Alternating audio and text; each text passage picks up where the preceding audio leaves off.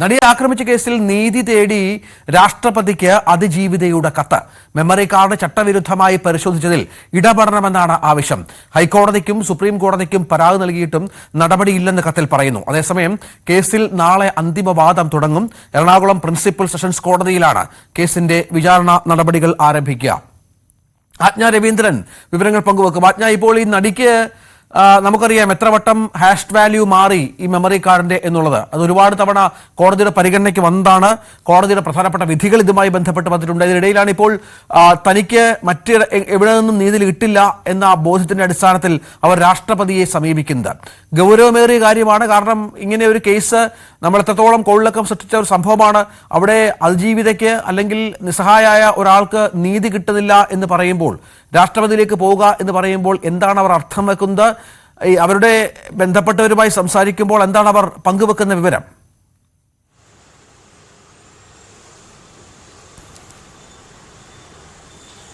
രഞ്ജിത്ത്, നമുക്കറിയാം 3 തവണയാണ് ഈ മെമ്മറി കാർഡ് ടാമ്പർ ചെയ്തു എന്ന് എറണാകുളം പ്രിൻസിപ്പൽ സെഷൻസ് കോടതി കണ്ടെത്തിയിരുന്നത്. അതിജീവിത ഈ കേസുമായി ബന്ധപ്പെട്ട് എറണാകുളം പ്രിൻസിപ്പൽ സെഷൻസ് കോടതി ജസ്റ്റിസ് ഹണിയം വർഗീസിന്റെ നേതൃത്വത്തിലുള്ള സംഘമാണ്.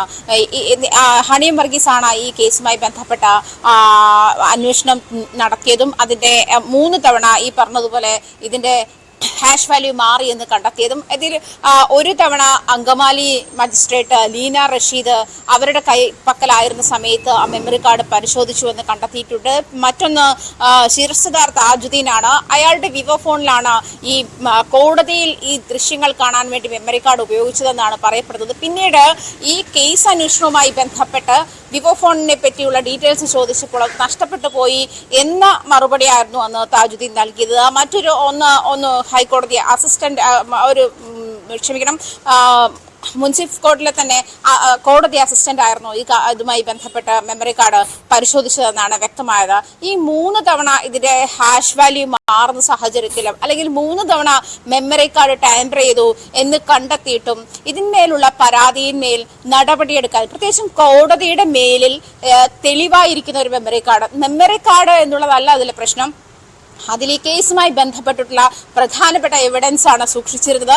അതും ഒരു സ്ത്രീ ആക്രമിക്കപ്പെട്ട എന്നുള്ള തരത്തിലേക്കുള്ള അതിന്റെ ദൃശ്യങ്ങൾ അടങ്ങിയ മെമ്മറി കാർഡ് എന്ന് പറയുമ്പോൾ അത് പരിശോധിക്കാനുണ്ടായ ഒരു സാഹചര്യം എന്താണ്? അതല്ലെങ്കിൽ അങ്കമാലി മജിസ്ട്രേറ്റ് ഇത് ഈ മെമ്മറി കാർഡ് ടാമ്പർ ചെയ്യാനുണ്ടായ സാഹചര്യം എന്താണ്? അതല്ലെങ്കിൽ ഈ 2 കോടതി ഉദ്യോഗസ്ഥരും ഇതുമായി ബന്ധപ്പെട്ട ഏത് സാഹചര്യത്തിലാണ് ഇത് പരിശോധിച്ചത് എന്നുള്ള കാര്യം കോടതി പരിശോധിച്ചില്ല എന്ന് കാണിച്ച് നേരത്തെ തന്നെ നടി തന്നെ ഈ കേസുമായി ബന്ധപ്പെട്ട് എറണാകുളം പ്രിൻസിപ്പൽ സെഷൻസ് കോടതി ജഡ്ജ് ഹണിയം വർഗീസിന്റെ അന്വേഷണത്തിൽ തൃപ്തിയില്ല എന്ന് കാട്ടി ഹൈക്കോടതിക്ക് മുൻപാകെ നേരത്തെ തന്നെ ഹർജി സമർപ്പിച്ചിട്ടുണ്ടായിരുന്നു.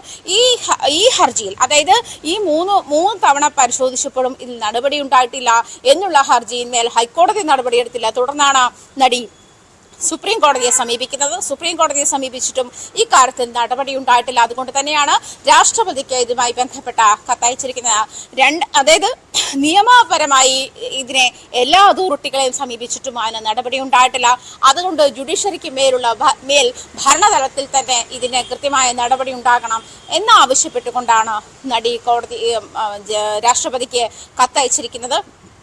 എന്തായാലും നമുക്ക് ഇത് വളരെയേറെ ചർച്ച ചെയ്യപ്പെട്ട ഒരു വിഷയമാണ്. കാരണം ഈ ഒരു കേസുമായി ബന്ധപ്പെട്ട എനിക്ക് തോന്നുന്നു 2018 മാർച്ച് 8-നാണ് ഈ കേസ് ആരംഭിക്കുന്നത്.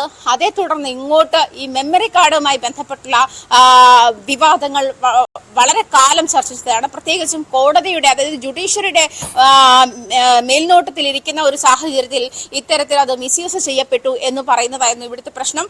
അതിൽ എന്ത് നടപടിയെടുത്തത് എന്ന് തന്നെയായിരുന്നു അതിജീവിത കോടതിയിൽ ആരാഞ്ഞത്. പക്ഷേ അതുമായി ബന്ധപ്പെട്ട് ഇത് കണ്ടെത്തി എന്നുള്ളതല്ലാതെ, ഇത് 3 തവണ ടാമ്പർ ചെയ്തു എന്ന് കണ്ടെത്തി എന്നുള്ളതല്ലാതെ ഇതുമായി ബന്ധപ്പെട്ടവർക്കെതിരെ നടപടിയെടുക്കുകയോ ഏത് സാഹചര്യത്തിലാണ് ഇത് പരിശോധിക്കപ്പെടേണ്ടി വന്നതെന്നുള്ള കാര്യത്തിൽ വ്യക്തത ഉണ്ടാവുകയോ ചെയ്തിട്ടില്ല എന്നുള്ള പരാതിയും നിലനിൽക്കുന്നുണ്ട്. രഞ്ജിത്ത്, ഒപ്പം നേരത്തെ ഞാൻ പറഞ്ഞത് 2018-ലുണ്ടായ ഒരു സംഭവമാണ്. അതിന്റെ അന്തിമവാദം നമുക്കറിയാം നാളെ ആരംഭിക്കുന്ന പശ്ചാത്തലം കൂടിയുണ്ട്. അത് കേസ് നമുക്കറിയാം ഇത്ര വർഷം പിന്നിട്ട ഒരു പീഡന കേസാണ്. ഒരുപാട് വിവാദങ്ങളുള്ള കേസാണ്. ഇതിന്റെയൊക്കെ നാൾവഴികളൊക്കെ എല്ലാവർക്കും കാണാപ്പാടമാണ് ഇപ്പോഴും.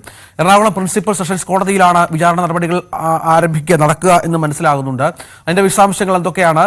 ഇപ്പോൾ ഇതുവരെയുള്ള കോടതി നടപടികളൊന്ന് പരിശോധിച്ചാൽ ഏതൊക്കെ മേഖലകളിൽ കൂടിയാണ് ഈ കേസ് കടന്നുപോയത്?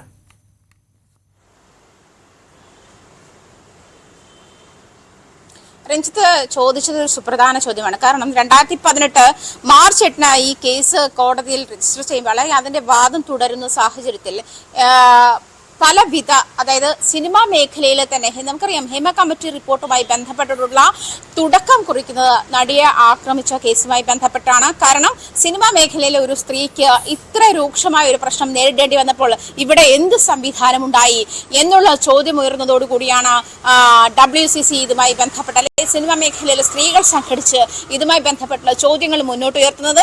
അതിനുശേഷമായിരുന്നു സർക്കാർ ജസ്റ്റിസ് ഹേമ അധ്യക്ഷയായി കമ്മിറ്റി 3-അംഗ കമ്മിറ്റി രൂപീകരിക്കുന്നത്. തുടർന്നാണ് ഈ ഹേമ കമ്മിറ്റിക്ക് മുൻപാകെ തങ്ങൾ അനുഭവിച്ചിട്ടുള്ള ദുരന്തപൂർണമായിട്ടുള്ള, അതായത് തൊഴിൽ നേടണമെങ്കിൽ തങ്ങൾ അനുഭവിക്കേണ്ടി വന്നിട്ടുള്ള തൊഴിൽപരമായും ലൈംഗികപരമായും ഉണ്ടായിട്ടുള്ള അതിക്രമങ്ങളെ പറ്റി സ്ത്രീകൾ ഈ കമ്മിറ്റിക്ക് മുൻപാകെ മൊഴി നൽകുന്നത്. തുടർന്നാണ് ഇന്ന് നമ്മൾ ഇപ്പോൾ എത്തി നിൽക്കുന്ന ഹേമ കമ്മിറ്റി റിപ്പോർട്ടുമായി ബന്ധപ്പെട്ടുള്ള എല്ലാ കേസുകളും, ഈ 26 കേസുകൾ FIRകൾ രജിസ്റ്റർ ചെയ്തിട്ടുണ്ട്. എന്നിരുന്നാലും അതിൽ 18 എണ്ണത്തിലും നടപടി ഉണ്ടാകുമെന്ന് തന്നെയാണ് മനസ്സിലാക്കാൻ കഴിയുന്നത്. ആ ഒരു സിറ്റുവേഷനിൽ വരെ എത്തിച്ചത് നടിയെ ആക്രമിച്ച കേസുമായി ബന്ധപ്പെട്ടാണ്. ഇതിന്റെ അന്തിമവാദമാണ് നാളെ തുടങ്ങുന്നത്. അതായത് 2 ആഴ്ചത്തെ സമയം വേണമെന്ന് തന്നെ പ്രോസിക്യൂഷൻ കോടതിയിൽ വാദിക്കുമെന്നാണ് അറിയുന്നത്. എന്നിരുന്നാലും 1 മാസത്തിനുള്ളിൽ ഇക്കാര്യത്തിൽ, അതായത് ഇതിനുശേഷം വിധിയാണ്, ഈ കേസിന്റെ വിധിയാണ് ഉണ്ടാവുക. എറണാകുളം പ്രിൻസിപ്പൽ സെഷൻസ് കോടതിയിൽ തന്നെയാണ് ഈ കേസ് പുരോഗമിക്കുന്നത്. എറണാകുളം പ്രിൻസിപ്പൽ സെഷൻസ് കോടതി തന്നെയാണ് അന്തിമവാദം കേൾക്കുന്നതും. എന്തായാലും ഈ കേസുമായി ബന്ധപ്പെട്ടുള്ള തുടർ നടപടികൾ എന്തെന്ന് ഏതാണ്ട് 1 മാസത്തിനുള്ളിൽ അറിയാൻ കഴിയുമെന്നാണ് നമുക്ക് മനസ്സിലാക്കാൻ കഴിയുന്നത്. കാരണം ഒരു സ്ത്രീ നീതി തേടിയുള്ള അവരുടെ പോരാട്ടത്തിൽ അവളോടൊപ്പം നിന്ന ആളുകൾ, അവളോടൊപ്പം അവളുടെ തൊഴിൽ മേഖലയിൽ നിന്ന് ആളുകൾ, ഇതൊക്കെ വ്യക്തമാകുന്ന, വെളിവാകുന്ന, അതല്ലെങ്കിൽ അവരുടെ ഒരു ബോൾഡ്നെസ് വ്യക്തമാകുന്ന ഒരു കേസ് കൂടിയായിരുന്നു ഇക്കാര്യത്തിൽ കണ്ടത്. പ്രത്യേകിച്ചും സിനിമാ മേഖലയിലെ സ്ത്രീകൾ ഈ കേസ് ശേഷം, ഹേമ കമ്മിറ്റി വന്നതിന് ശേഷം മുന്നോട്ട് ശക്തമായി തങ്ങൾക്ക് ഇത്തരത്തിലുള്ള ദുരനുഭവങ്ങൾ ഉണ്ട് എന്ന് വ്യക്തമാക്കിക്കൊണ്ട് വന്നിട്ടുള്ള സ്ത്രീകൾ, ഇവരുടെയൊക്കെ ബോൾഡ്നെസ് നമ്മൾ കണ്ടതാണ്. ഈ ഒരു സാഹചര്യത്തിലേക്ക് സിനിമാ മേഖലയെ നയിച്ചത് തന്നെ ഈ നടിയെ ആക്രമിച്ച കേസുമായി ബന്ധപ്പെട്ടുള്ള നടപടികളും അല്ലെങ്കിൽ തുടർ ചിന്തകളാണ്. ഇതുമായി ബന്ധപ്പെട്ട് എന്താണ്, അതായത് ഒരു ഇന്റേണൽ കമ്മിറ്റി പോലും ഇല്ലാതെ ഒരു സിനിമ തുടങ്ങുന്നതെങ്ങനെയാണ് എന്ന് പോലും ഉള്ള ചോദ്യം ഉയർന്നത് അത്തരത്തിലാണ്. അതിനുശേഷം നാടകരംഗത്തായാലും സംഗീത രംഗത്തായാലും ടെലിവിഷൻ രംഗത്തായാലും ഫാഷൻ രംഗത്തായാലും ഒക്കെ ഇതുമായി ബന്ധപ്പെട്ട ഇന്റേണൽ കമ്മിറ്റികൾ വേണം. അതല്ലെങ്കിൽ ഇതുമായി ബന്ധപ്പെട്ടുള്ള സ്ത്രീകൾ സുരക്ഷിതരാണോ എന്നുള്ള ചോദ്യം ഉയർത്തിക്കൊണ്ട് തന്നെ ഹൈക്കോടതി ഇതുമായി ബന്ധപ്പെട്ട് ഇടപെട്ടിട്ടുണ്ട്. അക്കാര്യത്തിൽ ഹൈക്കോടതി നേരിട്ട് ഇടപെടുകയും ഈ ഹേമ കമ്മിറ്റി റിപ്പോർട്ട് അട്ടിമറിക്കേണ്ട സാഹചര്യത്തെ പോലും പൂർണ്ണമായും തള്ളിക്കളഞ്ഞുകൊണ്ട് ഹൈക്കോടതി ഈ കേസിൽ ഇടപെടുകയും ചെയ്തതും ഒക്കെ അതിന്റെ ഒക്കെ തുടക്കം നടിയെ ആക്രമിച്ച കേസിൽ, ഈ കേസിന്റെ അല്ലെങ്കിൽ ഈ കേസിലെ പ്രധാനപ്പെട്ട സാക്ഷിയായിട്ടുള്ള നടി തന്നെയാണ് ഇതിനെല്ലാം തുടക്കം വെച്ചത് എന്നുള്ള കാര്യവും ശ്രദ്ധേയമാണ്. എന്തായാലും കേസിന്റെ അന്തിമവാദം നാളെ തുടങ്ങുകയാണ്. 1 മാസത്തിനുള്ളിൽ കേസ് അന്തിമ വിധിയാകുമെന്നാണ് മനസ്സിലാക്കാൻ കഴിയുന്നത്. 2018 മാർച്ച് 8 ഈ കേസിന്റെ വാദം തുടങ്ങുന്നത്. നമുക്കറിയാം പൾസർ സുനി ഈ കേസിലെ 1-ാം പ്രതിയാണ്.